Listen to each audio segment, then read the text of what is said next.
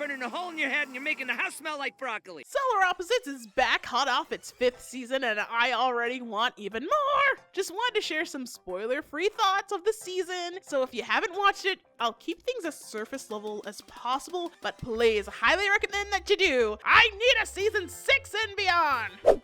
Though it's been going on for 5 seasons, plus some holiday specials, I still get very excited to watch Solar Opposites just for the sheer nonsense these petty aliens can muster. While I'm a little disappointed that we didn't get to see them have adventures as humans while on a new planet, they could have gained a better understanding and appreciation for the very beings they've lived amongst, but belittled and toyed with for so long, and learned that humans are aliens too. Nah, let's start the season with them finally turning back into Schlorpians from the POV of Korvo's once human anus.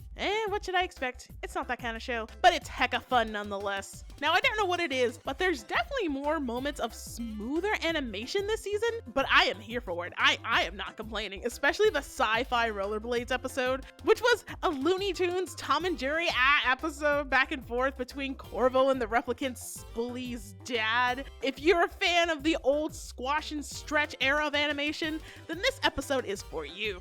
The scenes of Korvo throwing every sci-fi weapon in the book just to try to kill this guy, just to get outsmarted at every turn, was hilarious. And of course, the voice acting was amazing as usual. I will never get enough of Dan Stevens as Korvo. He killed it in season 4, and we're flying high this season. Unlike most of the dude bros online, Roiland was not my motivation for wanting to watch Solar Opposites. And even then, Korvo and Rick, when they did share the same voice actor, were distinguishable from each other. Rick spoke in an older, gruff voice while Korvo spoke more sternly and, not like a bitter drunk. Nevertheless, I adore the new VAs for both characters. Major upgrade, and quite literally saving their shows from ending too soon and putting the staff out of a job. So cheers all around, and I don't know what it is, just their delivery is so funny. Korvo this season is at his best, just killing it.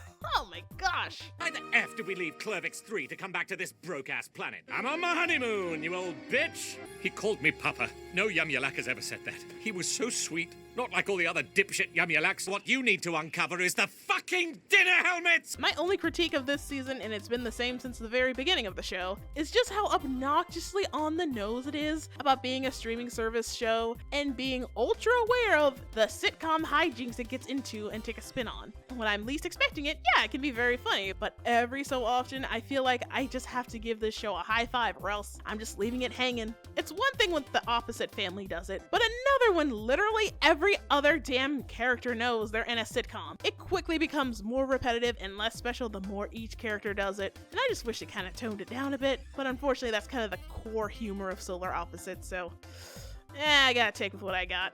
But thankfully it's not its only joke, like slapstick, wordplay, and just violence aside, everything else is hilarious. One last gripe I had this season, and I'm afraid this is also a reoccurring problem with the show itself, the lack of Jessie development. She got her own episode this season, which was nice, but their journey to ex-Build-A-Boyfriend Island felt much to be desired. It didn't help that once again, Korvo, Terry, and Yumyulack had no involvement with her or just straight up ignored her during the episode, quite literally dragging the episode down with their lack of involvement. It's ironic that Jessie made all those hyper-specific boyfriends so she can mimic their personalities, while she herself is the most basic out of the whole family. She's unfortunately cursed with bearing the burden of being an older sister in an adult animated sitcom, doomed to carry the personality trait of the token sweet girl who can do cool stuff when the plot demands it. Sadly, they can't all be Haley Smiths. You really shouldn't own a car. Ugh, you sound just like that woke-ass judge.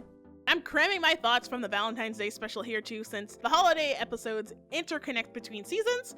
Terry and Korvo's relationship picks up right where it left off from the Valentine's Day special and season 4. After realizing their deeper feelings for each other is love and saving the world from a bird apocalypse by physically and aggressively expressing that love. Listen, just watch the special, it makes a lot less sense. We enter their post-marriage life. While Korvo and the replicants love living on this new planet, Terry has been grinning and bearing it for them. When given a chance to live like kings on Clervix 3, the family opt out because Terry would still be stuck with an awful nickname and just cannot with this planet. No, Because if my Tear Bear isn't happy, then it isn't a paradise. The second episode, they learn about honeymoons and beeline it for a romantic Canadian getaway. But wanting to take full advantage of all the perks, they extend the days of the week by moving the Earth further out of orbit, eventually causing a second ice age. This episode was quite literally having them to face their fears and move past the honeymoon phase of their relationship, not shying away from the ugly parts of each other. Both metaphorically and literally, they make a promise to not let the divorce rate impact their marriage, to be there for each other through the good and the bad times. Oh, I love them so much. They're so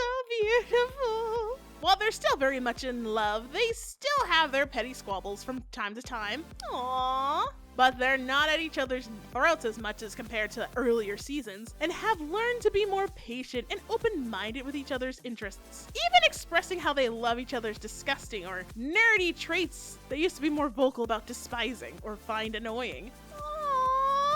In the Live, Die, Repeat device episode, Terry would rather goof off than spend another moment at a boring old House Depot. But when he gets captured by a human named Jerry who has all the same interests and traits as him, it's that knowledge of hardware that saved him. So even though Terry hates trips to the hardware store, he's grown a deeper appreciation and tolerance for it because it's something Korvo loves. He even helped Korvo get over a daddy issue he had while trying to talk to one of the shop clerks at the store. Sometimes you gotta do the most boring, terrible things to support the dead alien you love. It's part of the vow, bro. Oh, we love supportive husbands in this house. Oh my gosh, they're so gay. They're so gay. They're so gay. They're so gay. And I'd rank that a level 9 on the Fujoshi scale. Reel it in, ladies. Sorry, they're just so doggone cute. I love it when male presenting characters are able to shake off the shackles of societal norms and just show how much they love each other, because damned be any one of us if a man decides to say I love you, and let alone to another man. That's what makes it good! And I would argue we're healthier Fujoshis compared to the rest. So it's a Fujoshi, but with more consent. Congratulations, can we move on? Anyway, as you can see, my point being, this whole season was just so great for Tervo post-marriage, as it further explores their relationship. If you remember my Tervo video, where I analyzed and tracked the journey of their relationship, especially with the ending of the What If device episode, to not spoil too much, but they Marvin Gayed and got it on after solidifying their undenying passion for each other and maintaining their beautiful family. Why the fuck did you sing that? It just felt right. To actually hear Korvo admit he truly cherishes this little family they built on Earth that started from the mission is just so... it's just so darn sweet. Not only has he grown fond of Earth, but the family he and Terry built on it, and he doesn't want to let it go, nor the love for his Tear Bear. This show, man, it's so fucking beautiful. I just love them so much. They're a family. They didn't start out as a family. They were at each other's throats so much. They hated each other. Korvo couldn't stand the replicants.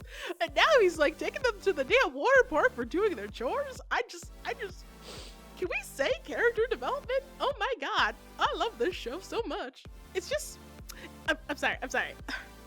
It's just so nice to see a stable marriage in adult animation. Hell, adult media in general. Welcome to the club, Tervo. You've been spared. They might be an unconventional family, but they're still a family nonetheless, damn it. You want to blow out my back and break this bed in half? This heart shape is too small!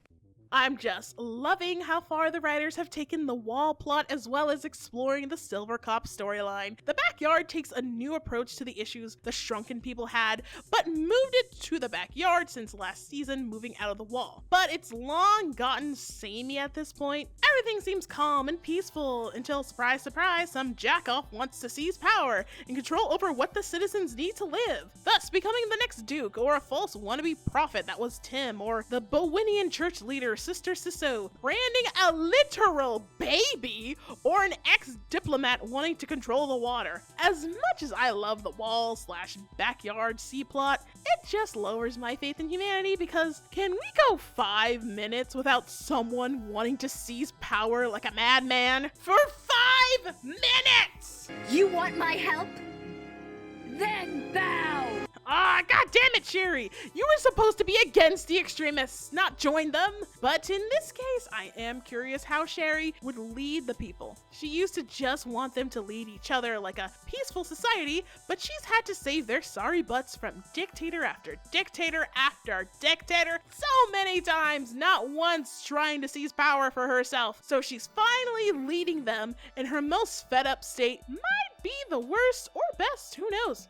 Especially considering what happens to every so-called leader of the wall. Plus, she still has Pesley to raise. I'm not ready to say goodbye to Sherry after all she's been through, for simply wanting what was best for her daughter. But also considering the ending stinger, well, who knows what could happen in the backyard. Especially considering there's still a few people left in the wall. We haven't even revisited the wall this whole season, so I'm hoping Nova was able to turn the tides of power and just make it peaceful. Hoping. Oh boy. Oh, but the Silvercops storyline was certainly okay. I mean, it's a simple and clean revenge story on the corrupted power of the cops, but in space and Green Lantern adjacent. So yeah, I'm all on board for that. I just don't have much to say on how things have panned out. I mean, it was fun, mildly heartfelt. It has me super excited to see more because, again, with these ending stingers, come on. You see what I do for you people? I try to keep it spoiler free, but at this point, by the time this video's out, it's probably,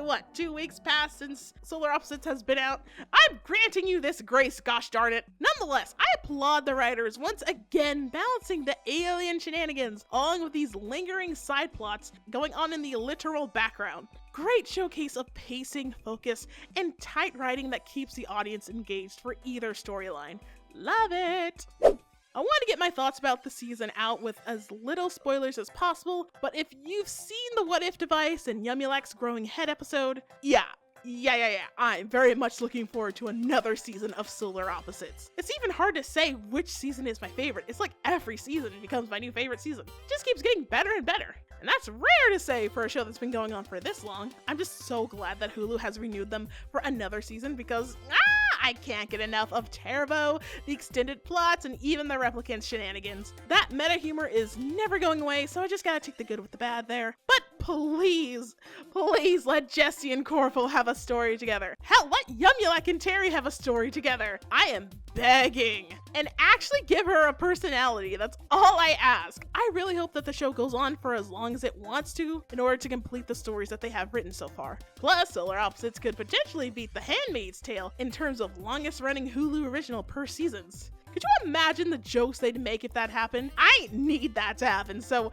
watch Solar Opposites on Hulu, y'all. It's a good time all around, and for the love of everything Schlorpian, it's not a Rick and Morty clone, by far. This married couple actually stick through the hard times, and their kids somewhat get along far better. Nonetheless, I love both shows for what they have to offer. Well, that's all I have to say on that. Maybe I'll revisit another Korvo video, who's to say? But for now, watch Solar Opposites, subscribe. I need more of them gay aliens.